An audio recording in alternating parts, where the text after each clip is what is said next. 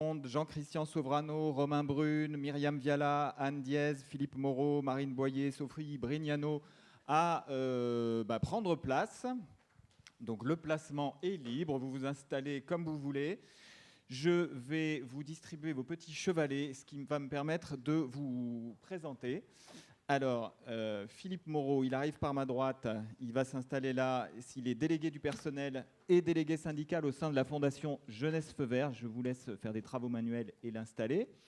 À côté de lui, c'est Jean-Christian Sovrano, qui est directeur adjoint du pôle médico-social de l'Agence régionale de santé d'Île-de-France. Alors, je vais vous laisser travailler parce que je ne m'en sors pas avec mes étiquettes. Myriam Viala, vous êtes directrice générale de l'association Delta Plus. Alors, Delta Plus, c'est une association qui est le résultat d'un regroupement, ça c'est en Haute-Vienne, et vous nous avez fait l'honneur de participer aux travaux. Vous faites partie, alors je ne dirai pas à quelle page est recensée votre histoire, parce qu'on a choisi de laisser ces monographies anonymes, mais en tout cas, je voulais vous remercier. Et votre voisine et votre DRH, c'est Anne Diez.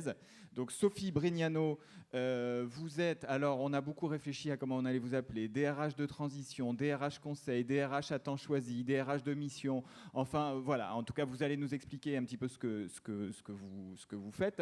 Et en particulier, vous êtes l'auteur d'un ouvrage qui s'appelle Le Guide RH des fusions-acquisitions aux éditions Liaison, et dont vous allez nous parler, de même que votre voisin Romain Brune, qui est ancien président d'une association et qui aujourd'hui intervient en tant qu'administrateur du groupement de coopération Senco Alliance, c'est en Seine-Maritime, et vous allez donc nous parler des GCSMS. Vous aussi, vous nous avez fait l'honneur de participer à ces travaux, et on trouve également écho de votre expérience dans le guide.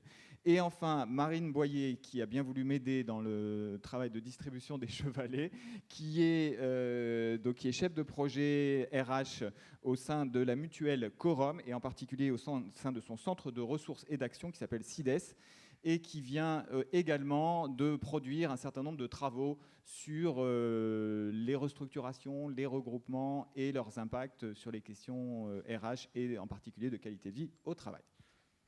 Donc nous allons, à partir de ces participants, avoir un échange autour de 4 grandes directions. Ces grandes directions, d'abord, on va reprendre quelques-unes des directions que nous a indiquées Cécile Fouché tout à l'heure.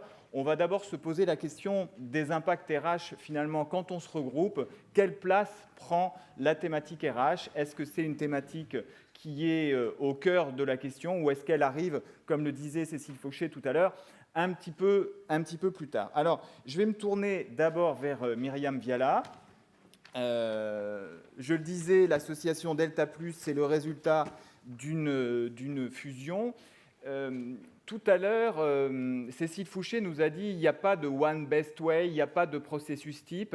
Et alors vous, je crois, vous êtes quand même l'exemple type d'une structure qui a choisi d'anticiper, mais après coup, en fait, on peut dire ça comme ça, hein. Alors vous avez raison, le One Best Way ne fonctionne pas forcément au sein de Delta Plus. Donc Delta Plus, aujourd'hui, 325 salariés, 580 personnes accompagnées, 16 établissements et services. Alors effectivement, nous avons commencé par fusionner et nous avons travaillé l'organisation après la fusion. Voilà. C'est une méthode aussi qui fonctionne de façon plus compliquée, de façon plus lente et qui exige réellement beaucoup de méthodes et beaucoup de participation de la part des salariés, de la part des cadres, de la part de l'ensemble des partenaires sociaux. Voilà. Donc au départ, si vous voulez, ce sont 2 présidents qui se rencontrent sous l'impulsion bienveillante de l'autorité de tarification. Dans un premier temps, je parle de bienveillance, puisqu'en fait, l'association en question était en difficulté financière, avait des problématiques de dépenses rejetées, et ce président se tourne vers notre association en disant pourquoi ne pas travailler ensemble. Et on commence réellement des travaux autour des élus du conseil d'administration, du bureau, des 2 présidents, et ces travaux durent de 2008, ils s'arrêtent, ils reprennent, ils s'arrêtent, ils reprennent, puisqu'on a du mal à se mettre d'accord autour de ce traité de fusion, autour de ce mode aussi de fusion. Est-ce qu'on est sur une fusion-absorption? Est-ce qu'on est sur un autre type de fusion? Comment maintient-on ce qui existe dans les deux associations? Quelles sont nos valeurs? Et on a beaucoup d'allers et retours entre ces étapes-là, qui fait que le dialogue se rompt à un moment donné entre les deux associations. Et puis nos autorités de tarification nous rappellent en disant il va falloir y aller quand même, parce que la situation se dégrade, il faut vraiment que vous appreniez à travailler ensemble. Et là, on redémarre le processus de fusion. Les présidents réécrivent ensemble les valeurs de notre nouvelle association, un nouveau projet associatif global. On part sur le principe d'une fusion-absorption, puisque une des associations avait un CEPOM, était basée avec un siège social. Donc ce sont les papillons blancs qui absorbent l'association à la aide. Et nous changeons de nom et nous devenons Delta+. Donc à la fois, on perd notre identité, chacune des associations, on prend un nouveau nom, et le siège social de l'association déménage et arrive dans l'association qui a été absorbée. Donc le débarquement, c'est ce que vous l'avez vécu, hein, c'est-à-dire que le siège social, avec ses méthodes de travail, arrive dans une association qu'il ne connaît pas. C'est-à-dire que quand le processus de fusion est arrêté, que les assemblées générales se sont retrouvées en mai 2011, nous décidons de cette fusion au 1er janvier 2011, et en fait, les professionnels, les techniciens que nous sommes, commencent à travailler ensemble en juin 2011, et nous nous rencontrons enfin. Nous n'avions pas pu nous rencontrer avant, pas poser de diagnostic, pas de méthodologie de projet, donc on commence par dire, bon, comment on va bosser ensemble, quelle organisation, quelle méthodologie on va mettre en place. Voilà. Oui, donc une question RH qui n'a pas tellement été au cœur des réflexions préalables. On voit qu'il y a eu des enjeux de financement, d'entente entre les associations. Et finalement, la question RH, elle arrive après. Est-ce que ça se rattrape? C'est-à-dire, est-ce que finalement, on peut remettre sur des bons rails? On voit bien ce que vous nous décrivez, le débarquement, les deux assos qui tout à coup se retrouvent l'une en face de l'autre. Ah, qu'est-ce que vous faites? Est-ce que finalement, combien de temps il faut finalement pour remettre les choses sur de bons rails et structurer quelque chose qui fait qu'aujourd'hui vous faites association? Alors aujourd'hui, 5 ans après la fusion finalement, je dirais que ça fait 1 an et demi que nous sommes Delta+. Et que jusque les dernières années, nous étions Delta+, ex-papillon blanc, Delta+, ex-Salaed, quand les salariés se présentaient ou quand les salariés travaillaient ensemble. Dans les établissements des deux associations, nous avions des similitudes. C'est-à-dire que sur le côté des papillons blancs, il y avait des structures médicalisées. Sur la structure à la aide, pas de structure médicalisée. Mais en revanche, nous avions des services qui étaient absolument identiques. Des foyers de vie, des SAVS, des SAFAD, ça c'est une particularité auviennoise. Donc il a fallu, pour certains services, fusionner immédiatement. C'est-à-dire que les SAVS des deux établissements, des deux associations, ont commencé de travailler tout de suite ensemble. Donc avec des pratiques professionnelles complètement différentes. Quels étaient les meilleurs outils? Quelles étaient les meilleures façons d'accompagner? Chacun était bien entendu disant c'est nous qui accompagnons le mieux, c'est nous qui avons les meilleurs outils. Donc toutes des problématiques qui ont généré des risques psychosociaux, qui ont généré de la souffrance dans ces équipes-là. Donc quelle méthodologie nous avons mis en place? On est parti sur le principe d'abord diagnostiquons. On était sur 108 usages, une trentaine d'accords qui existaient dans les deux associations. Donc d'abord, on a diagnostiqué l'ensemble de tout ce qui pouvait exister. À partir de là, on a mis en place des groupes de travail par thématique.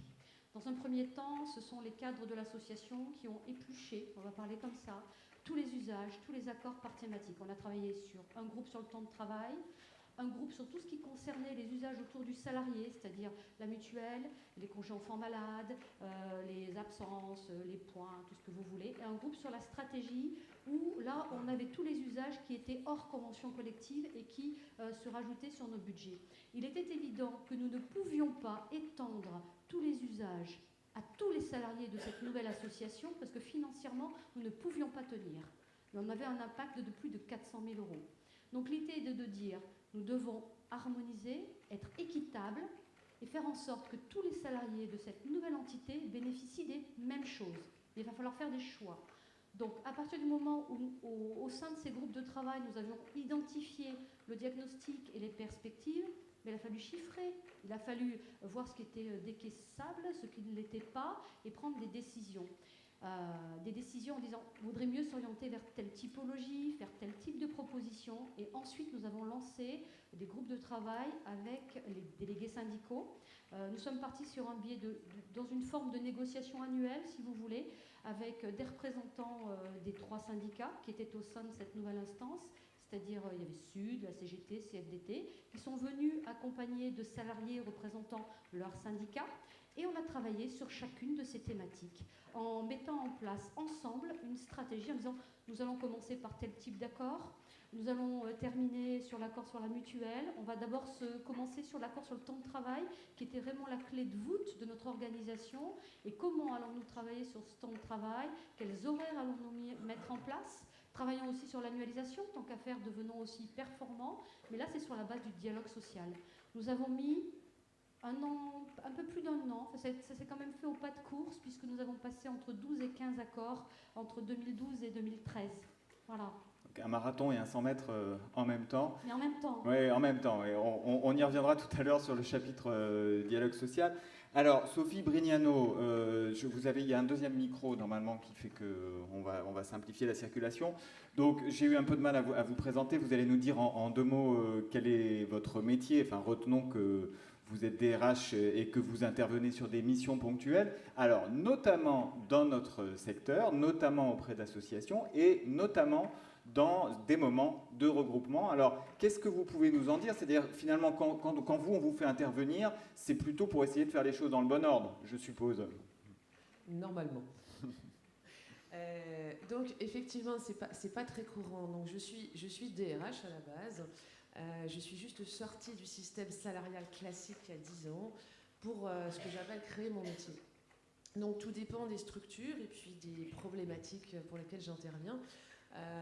En tout cas, une chose est sûre, je suis DRH pour un temps donné, un temps choisi par l'entreprise ou par les partenaires avec lesquels je travaille et en fonction des problématiques. Donc, je peux être présente dans l'entreprise entre 3 mois et pour la plus ancienne, ça fait 10 ans. Mais je vous rassure, la fusion-absorption a eu lieu il y a bien longtemps maintenant. Alors, sur les problématiques, effectivement, à quel moment j'interviens? J'interviens quand tout va bien, au tout début, où on me demande de faire un diagnostic, un état des lieux des ressources humaines de la société absorbée. J'ai tendance à dire aussi que j'ai un rôle le plus neutre possible. Je me mets bien sûr d'accord avec l'entreprise qui va racheter sur les valeurs, sur les attentes. Et mon rôle, qui n'est pas si simple que ça, c'est d'aller sur le terrain pour faire un diagnostic. Donc les personnes que je vais rencontrer, que ce soit le directeur, que ce soit les managers, les ressources humaines, les salariés, les représentants du personnel, ont l'impression d'être jugés. Donc j'essaye de rassurer au maximum. Effectivement, je recueille un certain nombre de documents liés aux ressources humaines.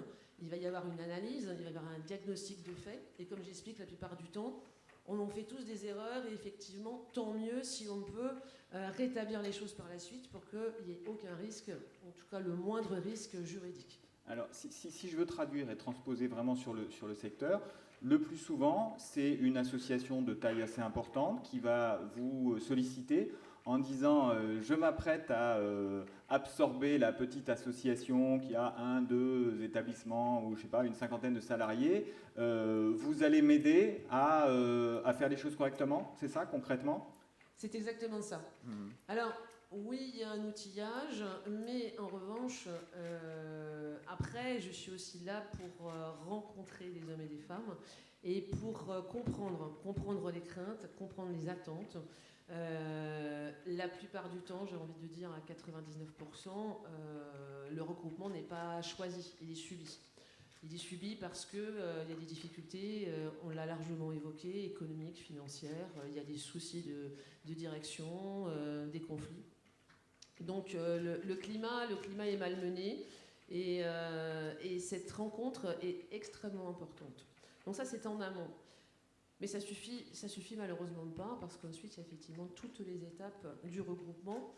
Et la plupart du temps, on me demande d'intervenir. Alors après, tout dépend encore une fois des structures et des problématiques pour harmoniser ou pour conduire une réorganisation plus spécifique.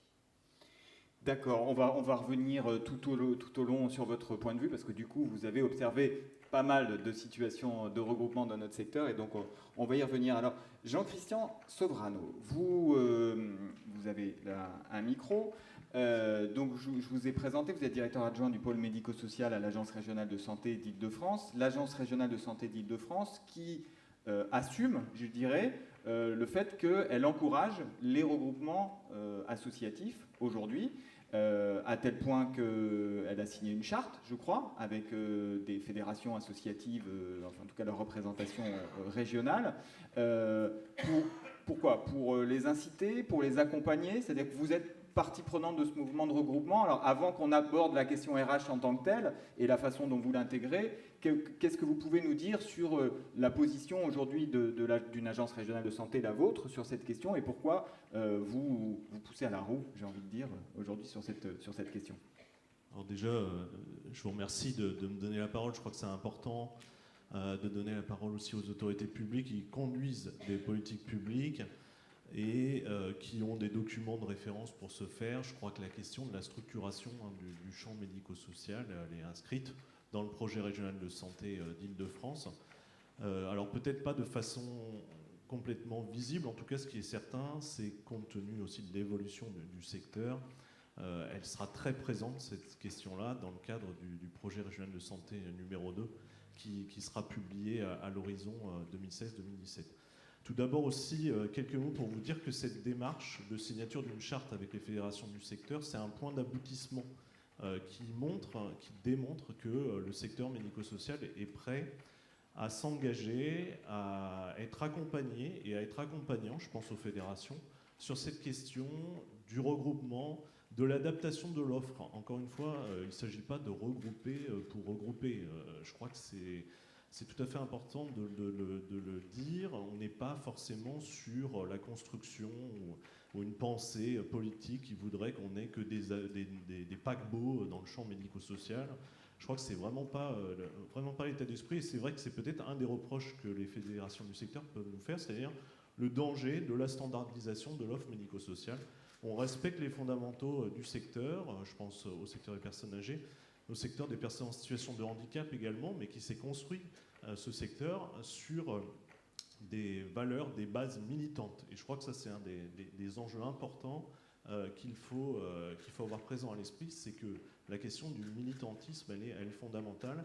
Et un regroupement, pour revenir aussi sur la présentation de l'étude, il ne se décrète pas. Je crois que ça, c'est un des enjeux particuliers. Pour autant, et d'ailleurs, les fédérations, elles ont signé, mais elles ont dit, attention, on sera vigilante, hein, je crois. Elles ont toutes rappelé au moment de la signature à quel point elles suivraient les choses d'un œil vigilant sur cet aspect vie militante des associations, me semble-t-il. Tout à fait. Alors, juste, je rappelle en quelques chiffres, les déterminants du médico-social en Île-de-France, c'est 2000 établissements et services, 1000 gestionnaires, et dont 600 sont gestionnaires d'un seul établissement ou service.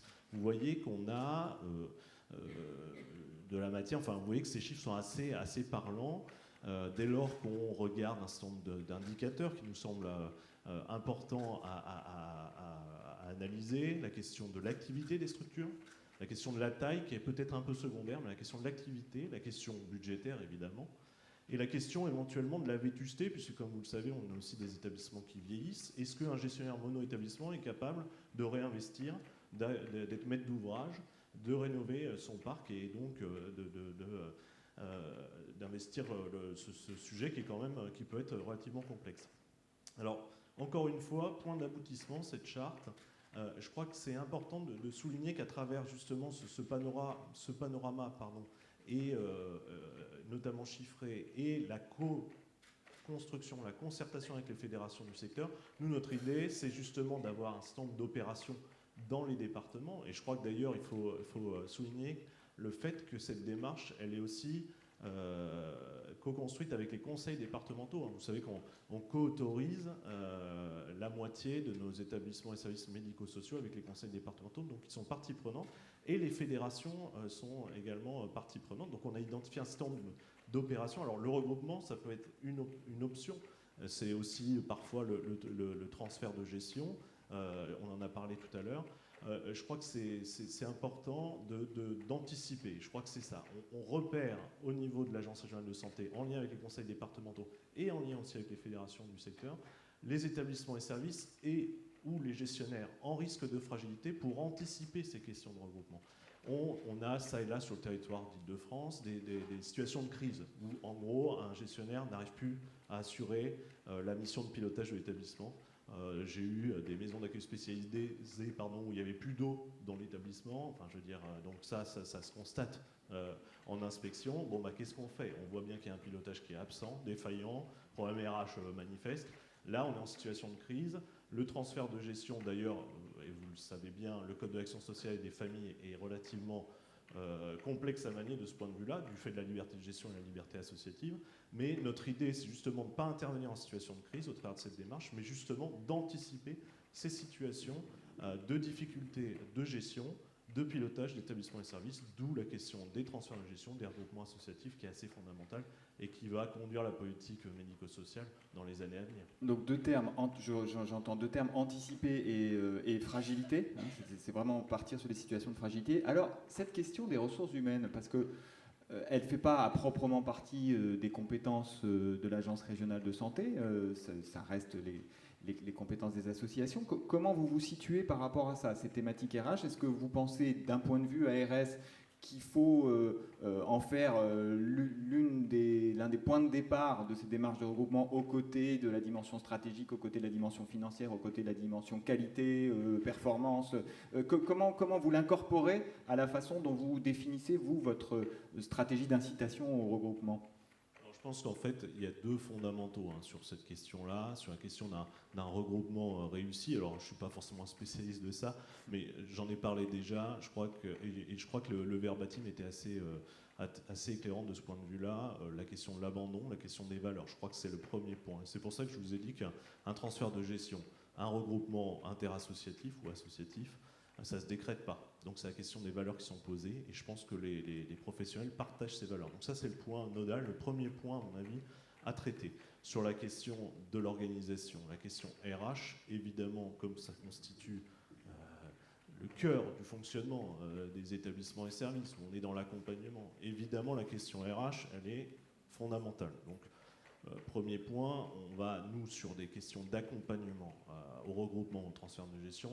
On ne va pas ajouter de la complexité à la complexité. C'est-à-dire, on est bien d'accord que c'est évidemment un sujet complexe. L'idée, c'est de travailler avec des associations repreneuses qui ont les mêmes valeurs, mais aussi les mêmes statuts au sens même convention collective. On ne va pas rajouter des histoires on va dire de cohérence entre les grilles salariales où on aurait un principe de double échelle assez catastrophique en matière RH. Donc on va privilégier évidemment la question d'une convention collective qui permette justement, enfin d'une unicité de convention collective. Donc ça c'est le premier point. Et deuxième point, et justement ça fait le lien avec mon propos précédent, c'est que nous souhaitons aussi concentrer les financements, des financements de crédits notamment non reconductibles pour permettre ce type d'accompagnement, c'est-à-dire des audits organisationnels, RH, pour des organismes gestionnaires, des sièges associatifs, sur cette question RH, mais pas que. Mais je pense que si un gestionnaire arrive à gérer la question des valeurs, c'est-à-dire les deux associations se mettent d'accord et ont une proximité de valeurs, je crois que c'est tout à fait fondamental. Et s'ils arrivent à régler la question RH, le reste doit être traité, mais je pense qu'il sera on est plus sur des aspects secondaires. La question financière, comme vous l'avez dit, madame, la question juridique, tout ça, c'est à peu près maîtrisé par les sièges associatifs. C'est la question RH qui semble la plus complexe à manier dans ces situations de regroupement. Donc quand l'ARS dit dans sa charte, oui, on peut débloquer des moyens pour accompagner les regroupements associatifs, ça peut être sur les questions RH. Ok. Merci bien. Alors je me tourne vers Romain Brune maintenant. Donc vous avez été longtemps, je crois, vous nous direz, président d'une association dans le champ médico-social en Seine-Maritime. Et puis aujourd'hui, vous êtes administrateur d'un groupement, je l'ai dit, il s'appelle Senco Alliance, c'est en Seine-Maritime, c'est 4 associations qui à un moment donné ont fait le choix de se regrouper, mais pas de s'épouser. enfin en tout cas dans la formule souple que permet le groupement de coopération médico-sociale.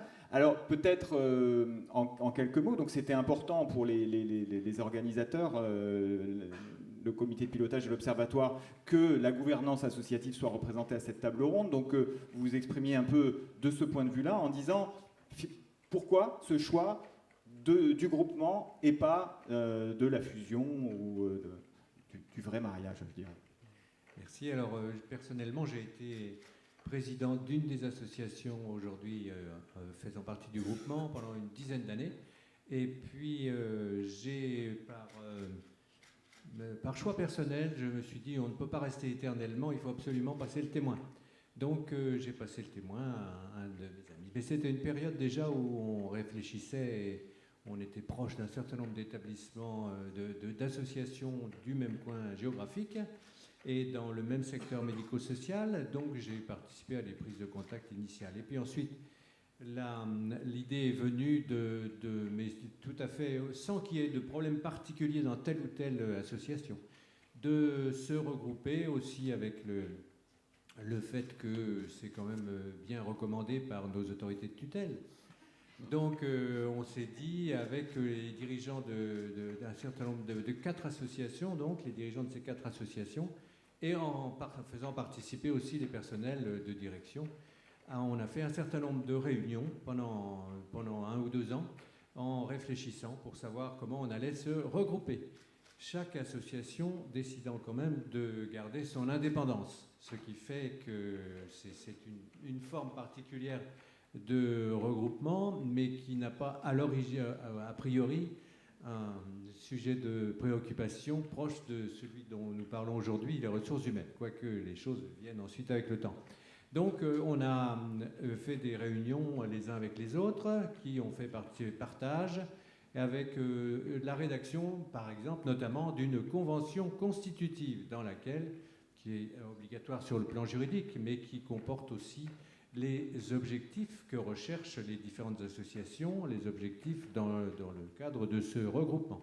Alors les objectifs qui ont été fixés, c'est réaliser une plateforme de compétences et de ressources, c'est être acteur auprès des pouvoirs publics et des organismes des secteurs médicaux, des autres organismes du secteur médico-social, et puis mutualiser des moyens techniques.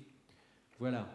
Alors ensuite, après la constitution et la reconnaissance de l'existence du groupement par les autorités publiques, le démarrage, mes amis présidents m'ont demandé d'être administrateur, ce que j'ai accepté. Et dans ce cadre-là, bien sûr, il faut faire vivre le groupement, participer aux réunions. Alors il y a des mises en commun, des partages, des axes de travail qui ont été mis en route au début de l'existence du groupement, en 2013-2014, des axes de travail présidés et pris en charge par les directeurs sur les ressources humaines, sur les questions de santé, de qualité, de logistique et des finances, et puis recherche, information, développement. Ça, c'est la recherche sur les parcours à mettre dans tous ceux qui sont pris en charge, et puis le futur du secteur médico-social, le vieillissement des handicapés, etc. Donc ces axes de travail ont provoqué des plans d'action, des mises en commun, et toute cette activité provoque des contacts entre les différentes associations, les différents membres du personnel dans les 4 associations, des partages, et des axes de travail, etc. Et puis le groupement a décidé aussi, alors dans le cadre dans les recommandations des directeurs, de lui-même recruter une chargée de mission ressources humaines, qui a donc démarré son travail et qui fournit des services à toutes les 4 associations qui demandent. Elle est surchargée de boulot. Pour toutes les questions juridiques en tout genre, tous les contrats de travail, les contentieux, le respect du droit du travail, de tout ce que ça peut représenter. Voilà, alors voilà ce que je peux dire. Après, le regroupement continue, hein, son devenir. Je ne sais pas ce que ça donnera parce que les échanges, les partages sont vraiment essentiels et vraiment intéressants. Il n'y a pas tellement de problèmes de contact et d'entente. Il y a une question, c'est la culture et effectivement, certaines associations préfèrent rester toujours indépendantes parce qu'elles sont le fruit d'un certain nombre d'histoires. Bon, enfin, ça évolue, ça change. Alors moi, je suis à l'écoute puisque je suis chargé de veiller et de faire marcher la machine, mais d'exécuter les décisions. Voilà. Merci.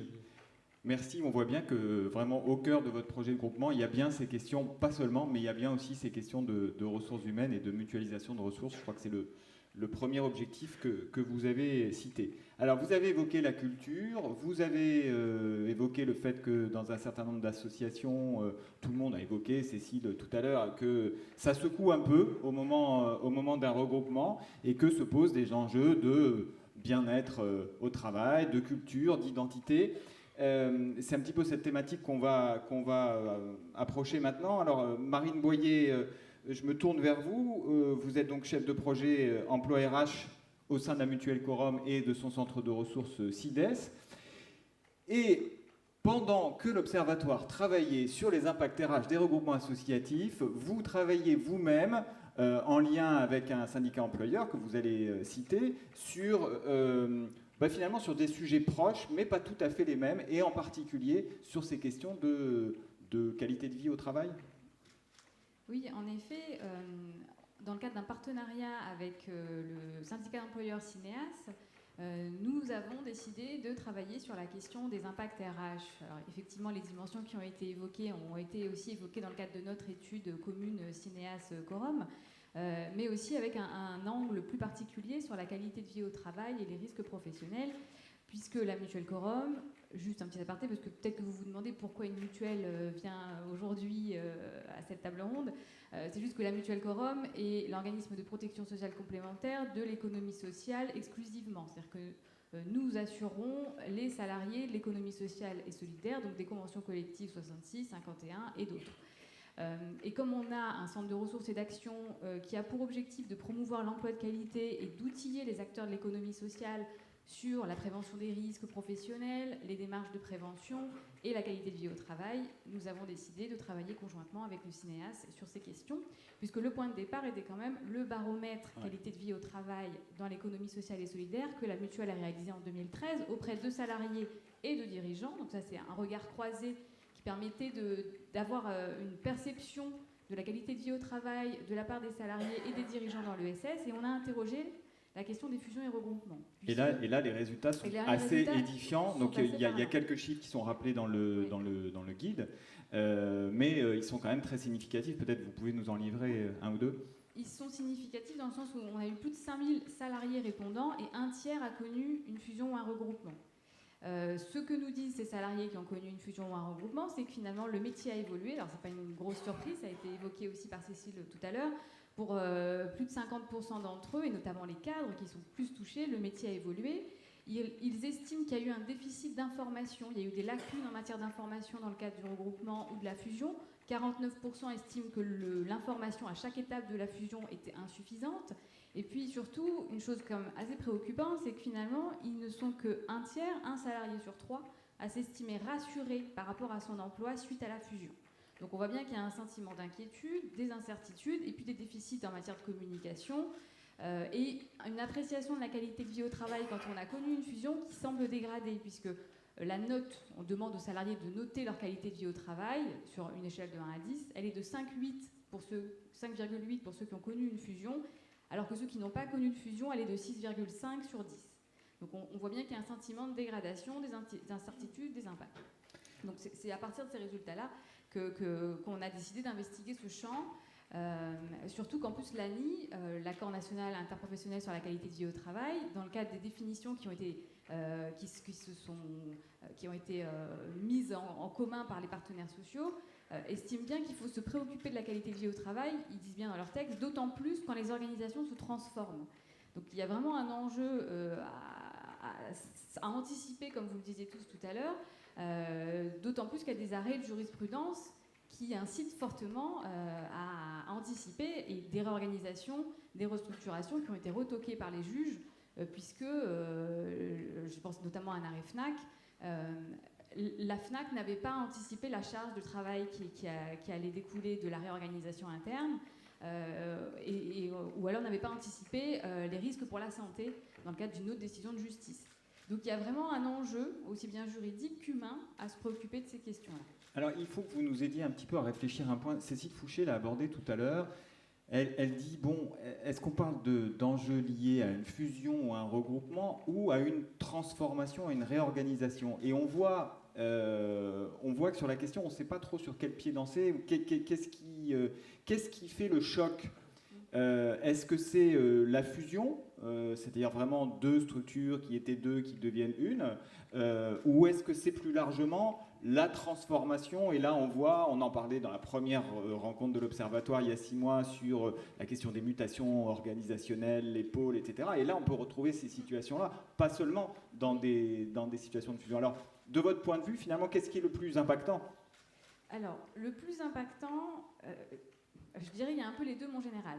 Mais en fait, c'est vraiment la transformation dans le vécu de la part des salariés. Puisque finalement, on voit bien que ça impacte ça peut impacter différentes choses. Ce que j'appelle moi les 4 C. Quand je fais mes petits ateliers sur la conduite du changement, il y a 4 C, à savoir compétences, parce que les compétences vont être amenées à évoluer, donc ça suscite un sentiment d'inconfort. Est-ce que je vais être capable, moi en tant que salarié, de me projeter dans la nouvelle organisation? Est-ce que ce qu'on va me demander de travailler avec d'autres équipes, ça va être facile pour moi? Est-ce que je vais être accompagnée?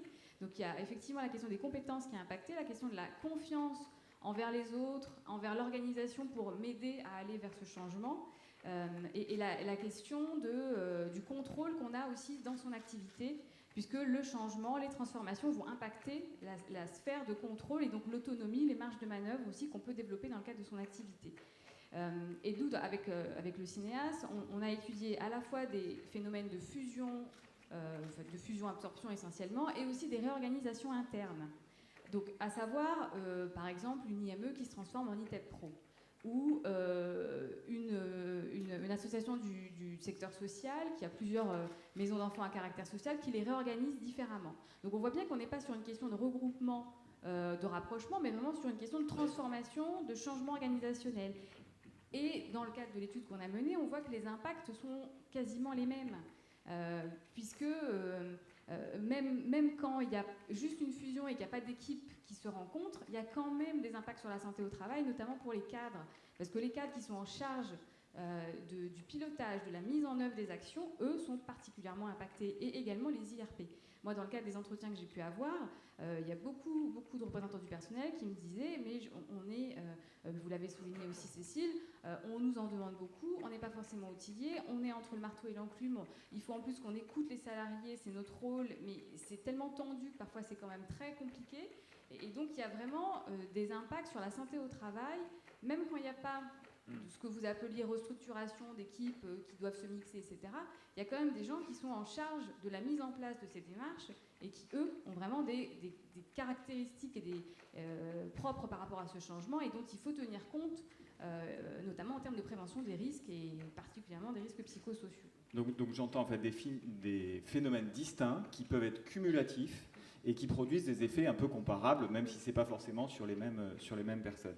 Alors, je me tourne du coup vers Philippe Moreau. Philippe Moreau, qui va récupérer un micro. Vous êtes à la fois délégué syndical et délégué du personnel au sein de la Fondation Jeunesse Feu Vert, c'est à Paris, dans le champ social. Donc vous avez été assez récemment confronté à une situation d'absorption, puisque votre fondation a absorbé 2 clubs de prévention. Vous me contredirez si je dis des bêtises, mais je crois que c'est à peu près ça. Et du coup, vous avez été, du point de vue de l'absorbant, confronté à la gestion de cette situation-là et du travail avec les salariés des associations qui arrivaient.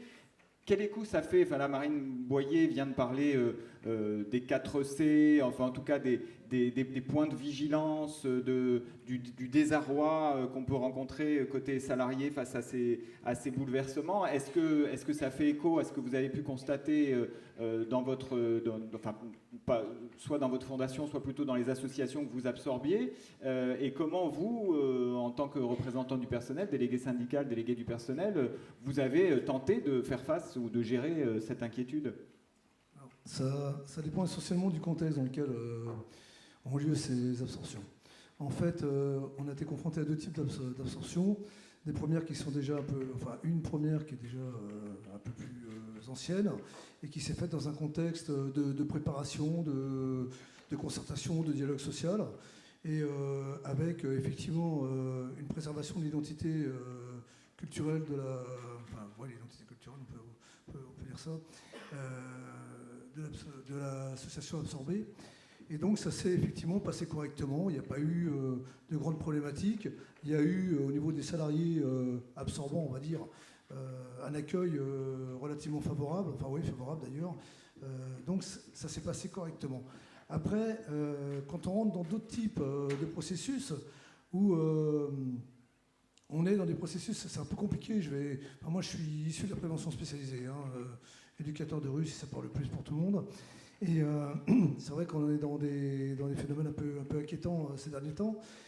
Et en fait, ce qui se produit, c'est qu'au niveau du pouvoir public, il y a une restructuration des associations et une volonté de diminuer le nombre des associations pour faire des économies d'échelle. À partir du moment où on est dans ce cadre-là, il est évident que c'est nettement moins vécu de la part des salariés. C'est aussi... là, pour la Fondation Jeunesse Feu Vert, il y a eu carrément un chantage exercé par les pouvoirs publics en obligeant les associations, Jeunesse Feu Vert, à reprendre les deux associations concernées sous risque de déconventionnement des équipes de Jeunesse Feu Vert. Donc c'est pas du tout, on n'est plus du tout dans une volonté d'association, de fusionner, on est plus sur une part de volontariat, peut-être de volontariat, on est dans des contextes qui sont beaucoup plus délicats et avec effectivement des salariés, alors donc j'en arrive aux salariés, effectivement du côté de notre fonction d'IRP, avec des salariés qui sont quand même, qui arrivent dans des conditions qui sont déplorables, quoi. Parce que c'est complètement subi, pas préparé, et avec des zones d'inquiétude et d'incertitude très fortes. Alors justement, ces inquiétudes, vous les sentez se concentrer, d'abord je suppose qu'il y a des inquiétudes sur leur emploi, leur situation personnelle par rapport à l'emploi, mais aussi peut-être peur de perdre une certaine culture professionnelle, une proximité. On n'a pas eu le temps d'en parler, mais il y a cette dimension, il faut renoncer quand on est une petite association qui se marie avec une plus grosse à une dimension, je mets des guillemets, un peu familiale. Donc est-ce qu'il y a ces inquiétudes-là? Est-ce qu'il y a des inquiétudes j'allais dire militantes aussi, parce que le salarié peut être aussi un peu militant, notamment dans le secteur. Qu'est-ce qui vous paraît l'inquiétude la plus cet aspect-là, il joue un peu des deux côtés, parce qu'il y a effectivement l'inquiétude de perdre son identité culturelle, et, parce qu'en fait, les assos de PrEV, par exemple, sont souvent des petites assos, issues, vous le citiez tout à l'heure, de volontés militantes, pour le coup, réellement militantes. Et c'est vrai que cet aspect-là, c'est une réelle perte. C'est une réelle perte. Voilà. Ensuite, même pour les salariés, par exemple, je vais parler de Jeunesse Feu Vert, mais la Fondation Jeunesse Feu Vert, c'est vrai que ça devient inquiétant parce que l'association commence à prendre des dimensions qui ne permettent plus de régulation sociale telle qu'on la connaît habituellement. Là, on n'est pas dans les 300 salariés. On est sur l'ensemble de la fondation, on n'est pas loin des 300 salariés, excusez-moi, mais sur la prévention spécialisée, on est autour de 60 salariés, quoi. Et quand on absorbe ces dernières années 20 salariés, ça commence à se passer un peu différemment pour nous, en termes de relationnel, voilà. Après, il y a un autre aspect. Alors, j'ai pas répondu au niveau des pertes d'emploi, il n'y a pas de problématique de perte d'emploi. Voilà. C'est un point l'ensemble déjà important. L'ensemble des salariés sont repris. Bon. Par contre, il y a quand même une problématique, parce que ces restructurations ne se font pas pour rien non plus. Il y a tous les postes, notamment administratifs, hein. Les postes éducatifs sont repris, mais il y a dans cette restructuration, il y a des postes comme les directions, comme les postes administratifs, hein. Quand je dis administratif, c'est gestion, secrétariat, compta, etc. On les oublie, ces postes-là. Donc il y a des charges de travail, notamment pour les postes administratifs, qui sont présents, qui vont devenir beaucoup plus importantes. Il n'y a pas de moyens accrus, quoi. Voilà, c'est une des problématiques aussi, quoi. Alors, merci. Si on revient sur cette question de la culture, finalement de faire association, vous nous avez dit tout à l'heure, Myriam Viala, 5 ans après, ça fait 1 an qu'on fait association. Alors, je me tourne vers Anne Diez ou vers vous sur ces... Finalement, quels sont les leviers d'action pour une DRH? Donc vous, Anne Diez, vous êtes la DRH de l'association Delta+. Les leviers d'action pour essayer à la fois de rassurer, puis aussi peut-être de reconstruire un peu une identité commune. Qu'est-ce qu'on peut faire concrètement? Alors, qu'est-ce qu'on peut faire concrètement? C'est vrai que la fusion, ça fait peur. C'est une épreuve difficile pour l'ensemble des salariés. C'est vrai qu'on s'interroge sur son devenir, son environnement. On passe par toutes les phases des motivations, on passe par les phases d'ancienneté, etc. Quand on se regroupe, comme vous disiez, sur certaines structures, je crois que la communication est important. La communication par rapport aux différentes étapes, c'est-à-dire communiquer vraiment sur on en est où, on va où. Pour Delta+, sur certains établissements, ce qu'on a mis en place, c'est des groupes de travail, notamment ce qu'on disait tout à l'heure, l'ensemble des intervenants, apprendre à se connaître. C'est-à-dire que par rapport à Delta+, comme on vous a expliqué, du jour au lendemain, il a fallu travailler ensemble. Hier, on ne se connaissait pas, et aujourd'hui, voire demain, il fallait déjà se connaître, savoir comment fonctionner. Donc la communication et la mise en place de groupes de travail pour que l'ensemble des salariés qui vont et qui travaillent, et ça aussi, remettre à chaque fois, dire que donc, dans le médico-social, on est là tous dans un même but, c'est-à-dire la prise en charge du résident, etc. Donc ça, je crois que repartir à chaque fois sur ces bases-là, dire qu'en fait, comme on disait, nous on est arrivés, on était les papillons blancs, la structure absorbant tout n'importe, remettre à plat sur l'ensemble des outils, parce qu'on est tous outillés, notamment avec les lois de 2002, on a tous des outils. Donc mettre à plat sur les différents outils, qu'est-ce qui marche, qu'est-ce qui ne marche pas, et puis en fait, j'ai envie de dire, après on prend le meilleur de chacun et on y va. Donc groupe de travail sur des échanges, sur notamment, comme on vous a expliqué, il a fallu repartir sur des projets d'établissement. Donc les projets d'établissement, à un moment ou à un autre, c'est les équipes qui les construisent, donc par le biais de groupes de travail aussi. Tout ça, et puis après, notamment au niveau RH ou n'importe, quand on dit que chacun trouve sa place, la reconstruction aussi de tout ce qui est fiche de poste, parce qu'il n'y a pas pire que de ne pas savoir qui fait quoi et comment. Donc voilà, tout le côté RH de ce côté-là. Et puis après, un message à faire passer aussi dans le cadre de la fusion, c'est qu'à un moment ou un autre, à plusieurs on est plus fort que quand on reste tout seul. Voilà, à un moment ou un autre. Donc je crois que communication, ça c'est sûr. Et puis pour reprendre un peu ce que vous disiez aussi, une certaine identité, parce que on disait on était ex-papillon blanc, ex-ALAED.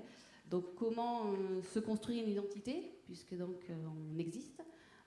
Donc le partage, notamment on a retravaillé sur, une fois qu'on s'est connu, la mise en place de plaquettes de présentation, comment justement on va aller à l'extérieur, se faire connaître sous le nom de, bien sûr on intervenait sous le nom de Papillon Blanc, sous le nom de l'ALED, comment maintenant dire que Delta+, c'est toujours les Papillons Blancs et l'ALED, donc voilà, tout ce côté-là au niveau de la communication. Est-ce que, je crois que le guide évoque à un moment donné la question des rituels, des temps collectifs, il y a un vilain anglicisme qui parlerait de team building, donc est-ce que vous avez fait du saut à l'élastique au-dessus de la Vienne, enfin, est-ce qu'il y a des voilà, ça c'est un peu la caricature, mais comment du coup à l'échelle d'une association vous pensez cette question de constitution d'équipe à partir peut-être de moments... Alors aussi, par rapport à quand le nom Delta+, a été choisi, on a retravaillé notamment sur un slogan. C'est-à-dire Delta+, on a posé la question, on a fait des groupes de travail sur, voilà, aujourd'hui on s'appelle Delta+, mais quel slogan derrière vous voulez mettre, quelle identité? Donc là, en équipe de direction, on a réfléchi en disant, c'est pas nous qui allons prendre un slogan et pour qu'après les salariés puissent le porter au niveau de l'extérieur. Donc on a fait des groupes de travail.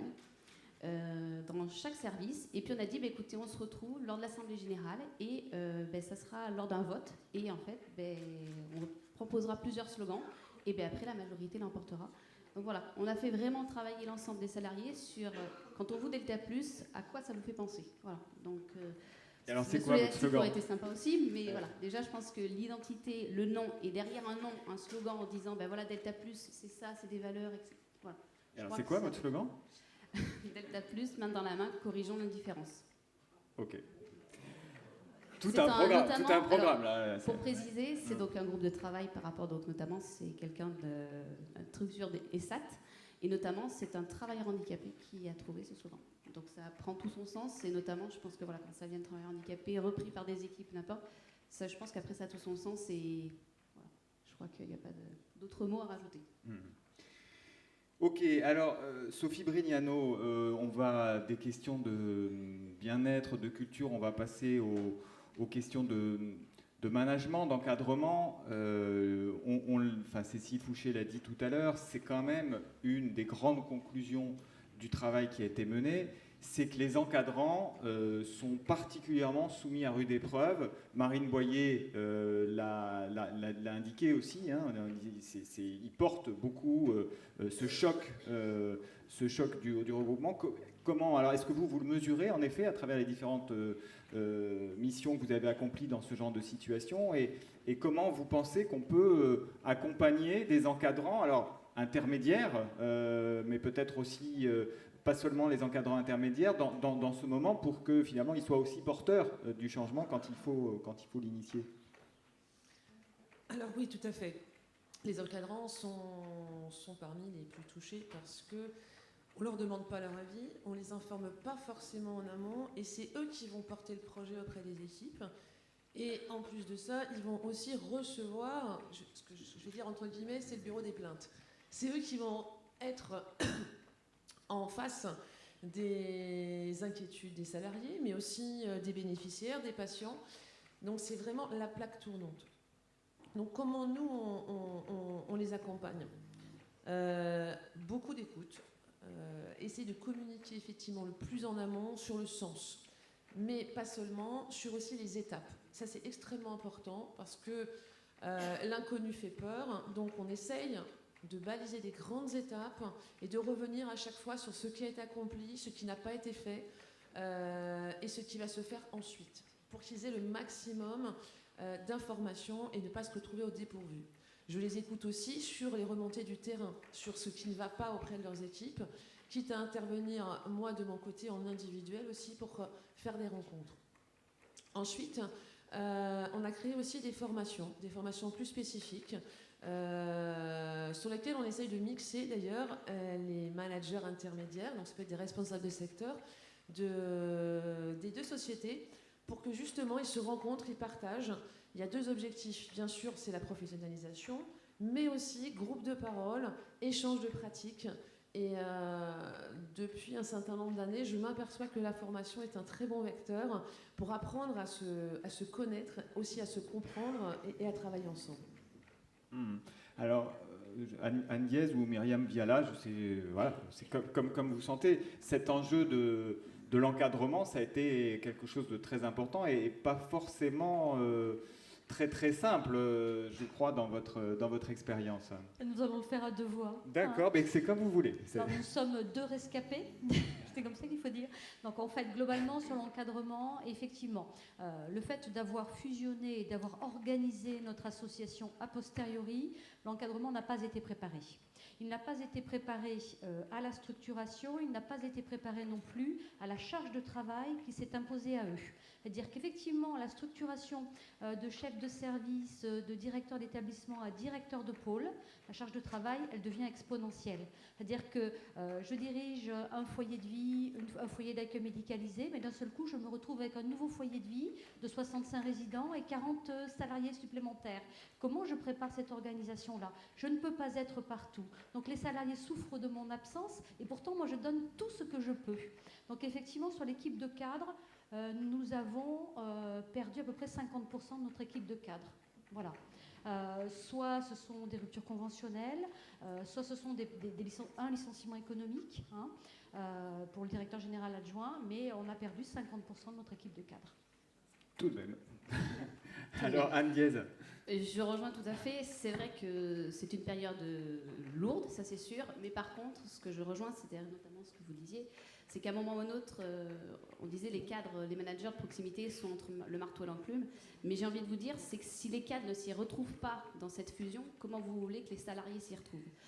Donc, pour moi, les cadres de proximité, entre guillemets, ils doivent entre guillemets inspirer confiance au niveau des salariés. Donc, un cadre qui n'y croit pas, comment vous voulez, c'est comme un capitaine, c'est-à-dire qu'à un moment ou un autre, si le capitaine n'y croit pas, l'équipe, elle n'y va pas. Donc, c'est vrai que ça fait peur, on dit 50%, c'est vrai quand vous lisez, moi aussi j'ai lu, comment dire, des articles, on vous dit, oui, c'est 50% des cadres qui partent. Oui, mais je veux dire, à un moment ou un autre, il vaut mieux que les cadres partent et qu'à un moment ou un autre, ça avance et que les gens soient motivés, que, voilà, donc je crois qu'à un moment ou un autre, il faut qu'on y aille tous. Et de toute façon, la fusion, tout ce qu'on dit aujourd'hui, la fusion, c'est entre guillemets une histoire d'hommes et de femmes. C'est-à-dire qu'à un moment, si on n'y croit pas, ça ne le fait pas, quoi. Donc, ce côté-là, voilà, je crois qu'à un moment ou un autre, oui. Et si je peux me permettre, donc nous avons mis en place, nous avons déployé un vaste programme de gestion des risques psychosociaux, prioritairement dans les établissements qui ont fusionné. Et nous l'avons déployé aujourd'hui sur l'ensemble des établissements et services et aussi sur l'équipe de cadres. Alors Philippe Moreau, qui en plus d'être représentant du personnel est également cadre, peut-être souhaite rebondir. Non, juste parce qu'on a un peu l'impression à vous écouter que bon, les salariés sont concernés au départ, sont concertés, etc. Pour bien que les salariés ils subissent ces phénomènes de... Voilà, c'est pas... quand vous dites quand un cadre il y croit ou il y croit pas, je veux dire, le problème c'est pas qu'il y croit ou qu'il y croit pas, c'est les raisons pour lesquelles ce regroupement a lieu, quoi. Et qu'est-ce qu'on y met derrière, qu'est-ce qu'on met dedans, quoi. Quelle est la volonté politique, associative, etc. de ces regroupements, quoi. Je crois que tant qu'on ne travaille pas autour de ça, enfin, ça avait été précisé tout à l'heure dans l'enquête, hein, c'est quelle raison a-t-on de faire ces regroupements, quoi. Je veux dire, voilà, parce que c'est vrai que quand on arrive, quand vous citiez tout à l'heure les histoires de fuite d'eau dans un établissement, je veux dire, quand on en arrive là, c'est... Bon, on se demande comment on peut en arriver là dans un établissement, pourquoi il n'y a pas eu d'alerte avant, enfin, voilà, enfin, il y a quand même... voilà, c'est pas quelque chose qu'on fait dans la précipitation, enfin, on est quand même dans... Je sais pas... Ok, il est midi tapante, on a encore 20 bonnes minutes, 25 minutes, ça dépend si vous avez faim, très faim ou très très faim. Et je sens que la salle commence à vrombir d'envie de participer, de donner son point de vue. Alors je vais laisser mon micro qui va partir dans la salle. Donc je vous demande de vous signaler ceux qui souhaitent intervenir, de vous présenter rapidement et de donner votre point de vue. Donc je vois déjà une main qui se lève, là c'était le premier, monsieur tout là-haut.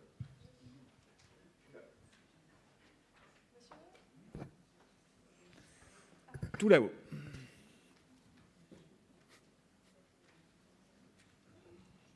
Merci. Olivier Collomb, président du cabinet Aviance. J'ai une question qui me brûle les lèvres, c'est que dans le travail qui a été fait, il a été effectivement précisé l'importance à un moment donné de faire appel à des experts, qu'ils soient juridiques, puisque bon, dans ces processus de fusion, on est obligé effectivement de se faire accompagner. Est-ce que globalement, dans l'étude qui a été effectuée, vous avez mobilisé des partenaires extérieurs pour accompagner ces processus de fusion, de coopération ?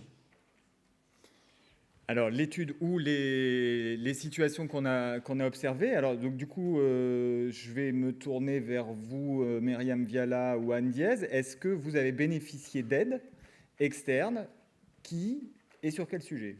Alors, uniquement, on va dire, sur le plan politique, c'est la FEGAPI qui est intervenue, et puis le cabinet FIDAL pour nous aider sur ce traité de fusion. Voilà. On a eu un diagnostic RH par la FEGAPI. Mais après, on a été tout seul. Voilà.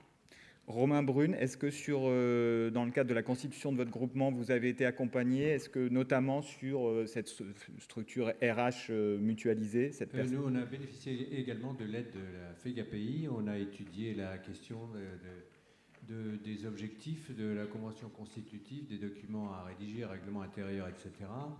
Mais on en a beaucoup parlé entre nous et puis on se fait accompagner par la FEGAPI.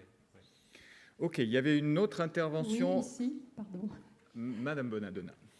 Oui, moi je voudrais intervenir d'abord pour vous dire que... Est-ce que vous voulez bien juste vous présenter? J'ai dit excusez-moi. votre nom, mais je ne vous ai pas présenté. Daniel Bonadonna, je fais partie de la délégation Aquitaine, FEAP, et je suis présidente d'une association, depuis trop longtemps, d'une association de 1000 salariés, association médico-sociale.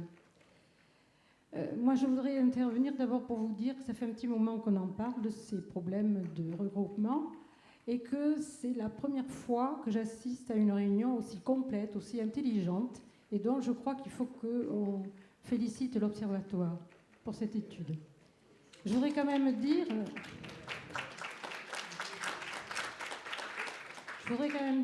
effectivement que ça fait un petit moment, puisque c'est beaucoup la loi Bachelot qui nous avait incité à nous regrouper, à réfléchir. Beaucoup d'associations à la FEAP sont parties et ailleurs, je sais, la fleur au fusil. Bon, et à l'heure actuelle, on se rend compte qu'il faut faire très attention, vous l'avez dit, redit, encore dit, et s'il faut encore le dire, il faut faire très attention à la façon dont c'est fait. D'abord, je voudrais dire qu'il faut penser aux petites associations. Notre tissu associatif aussi s'enrichit de ces petites associations qui n'ont aucune raison de se regrouper parce qu'elles fonctionnent bien, que ce soit au niveau géographique, au niveau économique, au niveau du service qu'elles rendent dans une petite, dans un rayon géographique assez... Voilà. Et ces petites associations, il faut les défendre quand elles disent « nous, on reste comme on est bien ». Je crois que nous, les syndicats d'employeurs, il faut absolument qu'on pense à elles. Je voulais aussi signaler qu'il y a à l'heure actuelle un appétit disproportionné de certaines grosses associations pour grandir, grossir, devenir encore plus grosses. Quelqu'un a parlé d'un paquebot tout à l'heure. Hein. Bon, d'abord, les paquebots, ça peut faire naufrage. Et puis, à côté des paquebots, il y a des petites barques qui s'en sortent très bien. Et moi, je suis toujours très interrogative par rapport à cet appétit que je trouve un peu partout pour grossir. Bon, donc attention. Je voulais aussi dire que ce qui est très important, que vous avez beaucoup souligné, que vraiment c'est très important, c'est la différence de culture d'entreprise entre les structures publiques, par exemple, associatives. J'ai en mémoire... 2 directeurs, un d'un hôpital privé à but non lucratif et un directeur d'hôpital public qui ont sauté, ils ont démissionné, tellement que ça se passait mal, cette restructuration. Ce que je voulais vous dire aussi pour finir, parce que je ne voudrais pas...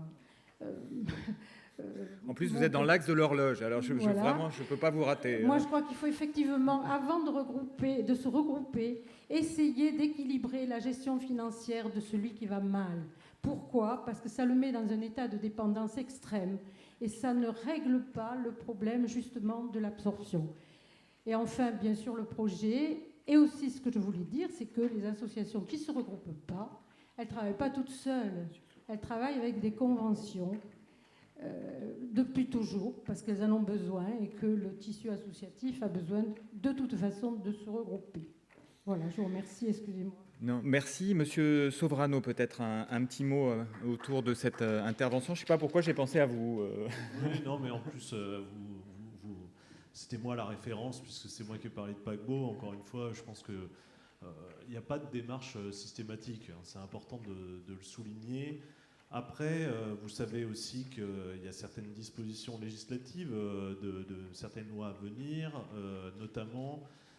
qui vont inscrire le contrat pluriannuel d'objectifs et de moyens comme devenant obligatoire. C'est vrai dans le champ des personnes en situation de handicap et ça va le devenir dans le cadre de la loi adaptation de la société au vieillissement dans le champ des personnes âgées. Donc vous voyez qu'on a quand même le sens de l'histoire du champ social et médico-social va vers un dialogue de gestion et on va dire un partenariat entre les autorités publiques et les gestionnaires d'établissements et services médico-sociaux, dont on voit bien que les défis, c'est évidemment la pérennité du fonctionnement, la capacité à réinvestir pour renouveler le parc, et puis délivrer des prestations de qualité. Je pense notamment aux obligations issues de la loi 2002 sur l'évaluation interne et externe. Donc on voit qu'il y a quand même un certain nombre d'enjeux qui obligent alors au regroupement, pas forcément de façon systématique, mais en tout cas à, comment dirais-je, centraliser, on va dire ça comme ça, les fonctions support et de gestion au niveau de sièges associatifs, et puis de permettre justement d'avoir des professionnels de l'accompagnement véritablement polarisés sur ces questions-là dans les établissements et services. Je crois que c'est vraiment leur cœur de métier, c'est vraiment dans ce sens-là, à mon sens, qu'il faut aller.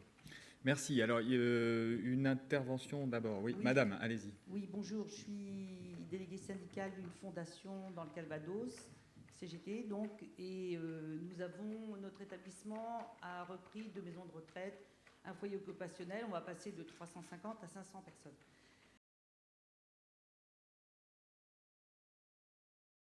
Donc, moi, j'observe, j'ai 34 ans d'expérience dans cet établissement, et donc, je trouve que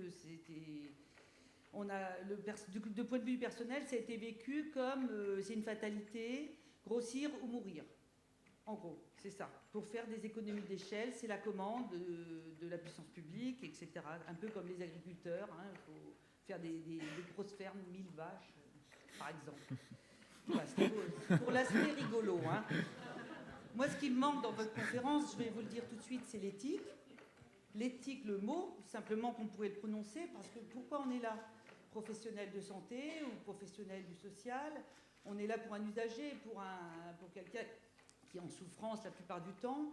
Et l'éthique de nos professions, on n'en a pas beaucoup parlé ici, parce que c'est quand même ça qui nous importe, à nous, les petits salariés de ces petites associations. Et ce qu'on observe à travers les regroupements, c'est que l'effet modèle d'une convention sur l'autre ne fait pas de la convention 51 plus 66 une convention à 117, où mon truc est mauvais, mais enfin bon, ça fait une convention au plus bas, souvent, et que c'est souvent le moins-disant conventionnel qui emporte le marché. Et que ça se concrétise par quoi dans le quotidien des professionnels? Simplement par une chose, une densification du travail. 2 mots m'ont manqué, l'éthique et la densification du travail. Je suis tous les jours au plus proche de tous ces salariés qui travaillent auprès des personnes âgées. On a un pôle gérontomédecine dont on va devenir le fleuron dans ma municipalité. Qu'est-ce qu'ils disent les professionnels, ce pourquoi ils souffrent? À la limite, je vous dirais que du regroupement, ils s'en foutent.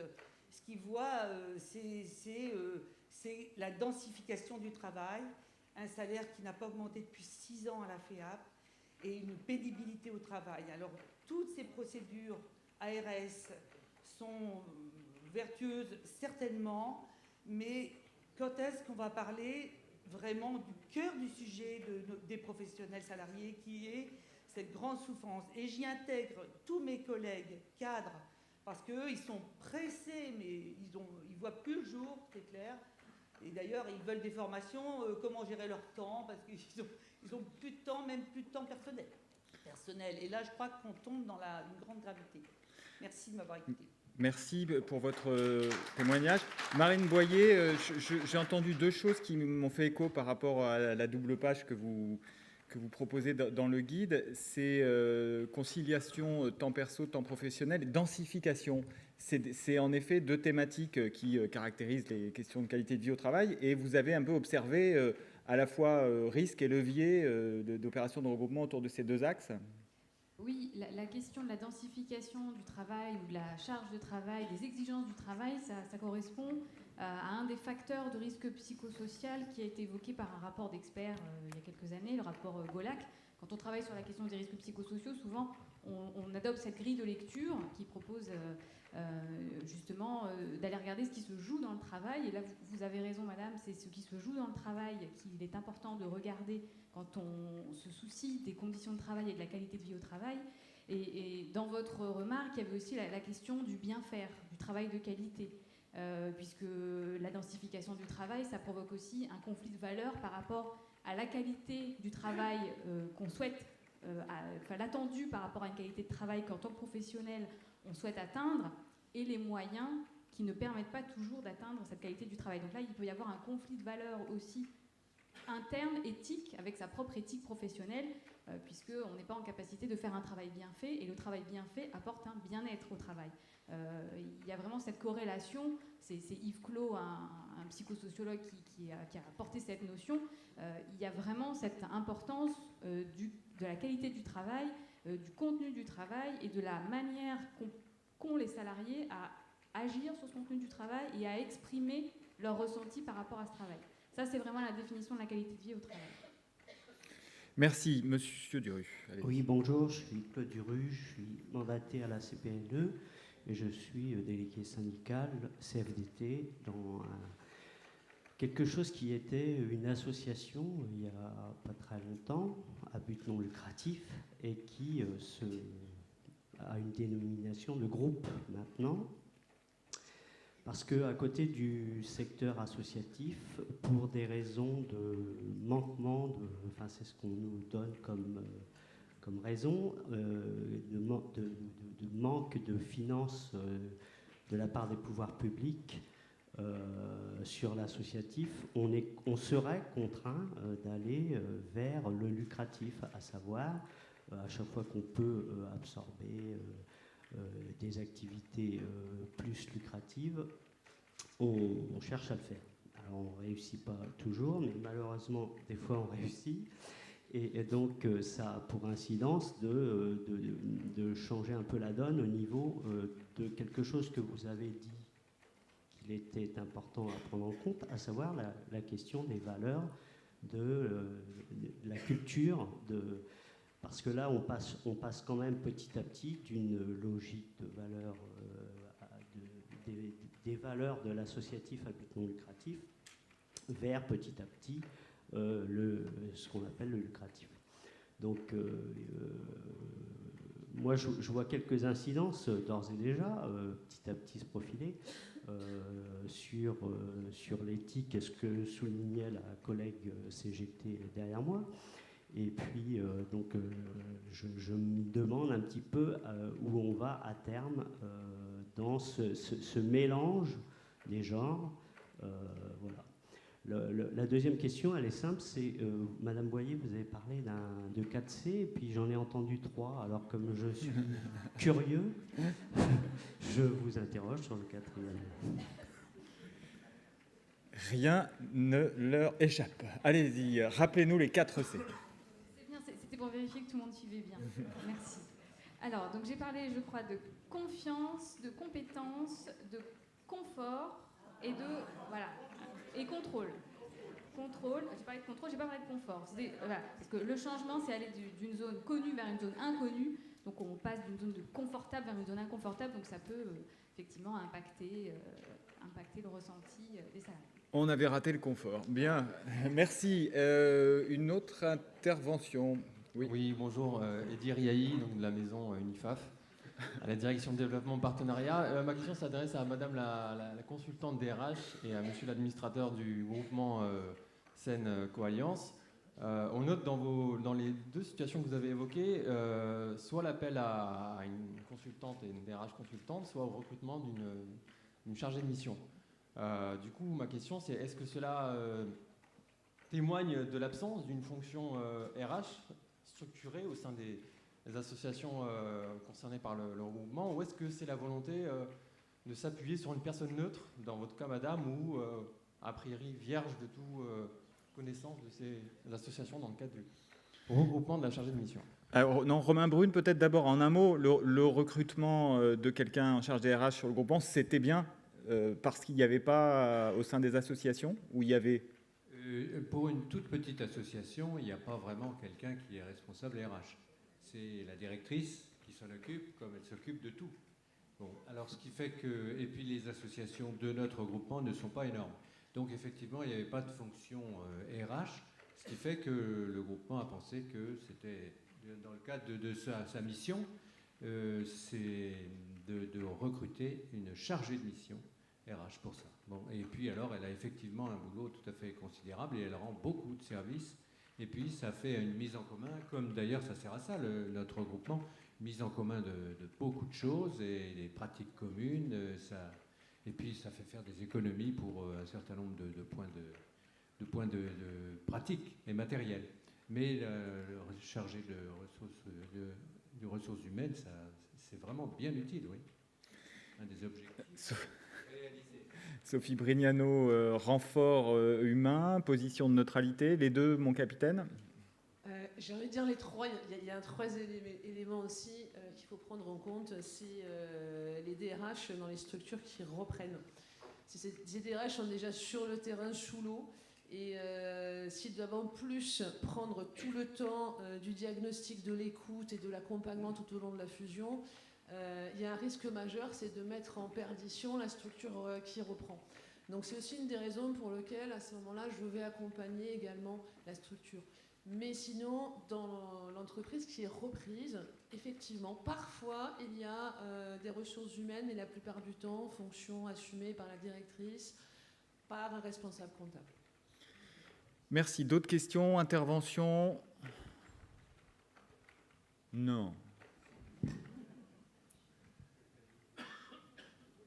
Ok, alors peut-être que ça va venir avec le temps. Sophie Brignano, je me retourne vers vous. Ne reposez pas trop vite le micro.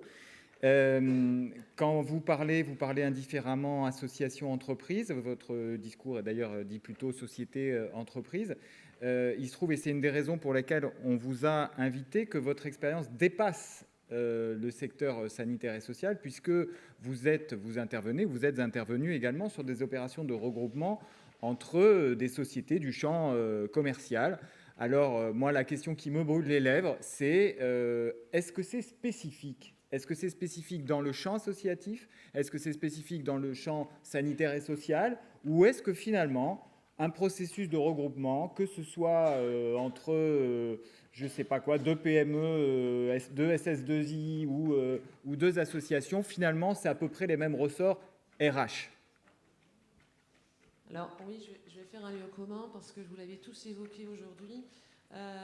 C'est les mêmes ressorts parce que ce sont les mêmes conséquences. C'est un changement, c'est un bouleversement, Quand je rentre dans une entreprise, en général, je l'ai choisi, j'ai postulé. Quand on me rachète, je ne choisis pas mon futur employeur. Donc ça, quel que soit le secteur d'activité, ça ne bouge pas. La réorganisation. Il y a un autre élément dont je voulais parler aussi, c'est l'ancienneté de la structure. Dans le secteur associatif, la plupart du temps, sans faire de généralité, il y a quand même une ancienneté de la structure et donc des valeurs et un ancrage plus fort parfois que dans d'autres fusions que j'ai accompagnées où là, tout va dépendre de la personnalité du dirigeant. Dans les TPE, notamment ça peut être dans les SS2I ou ailleurs, c'est le dirigeant qui va impulser la culture et 100% des collaborateurs vont vous dire « moi je suis rentré parce que je crois non seulement en un projet, mais je crois surtout aux dirigeants qui portent ce projet ». Et là où ça pose un véritable problème, c'est en cas de départ du dirigeant lors du rachat, où là, on va avoir des départs massifs à côté. Donc une incarnation peut-être un peu plus... Une incarnation peut-être plus forte, mais par contre, des projets moins porteurs de sens que l'on peut trouver dans le sanitaire et social. Très bien, merci. On va en rester là pour laisser tout le temps qu'il mérite à Jean-Louis Laville. Donc je vais vous laisser regagner le premier rang. Vous pourrez écouter Jean-Louis Laville. Alors Jean-Louis Laville, vous êtes donc professeur au Conservatoire national des arts et métiers. Vous travaillez depuis de nombreuses années sur le champ associatif et vous venez de diriger un ouvrage collectif avec Anne Salmon qui s'appelle « Association et action publique ». On est en plein dans le sujet. Alors, je ne vous ai pas demandé si vous préfériez parler d'ici ou vous asseoir tranquillement. Je vais vous laisser ma place. Et vous nous faites l'honneur d'accepter de conclure nos travaux avec votre contrepoint, votre écoute particulière et peut-être une mise en perspective. Merci beaucoup.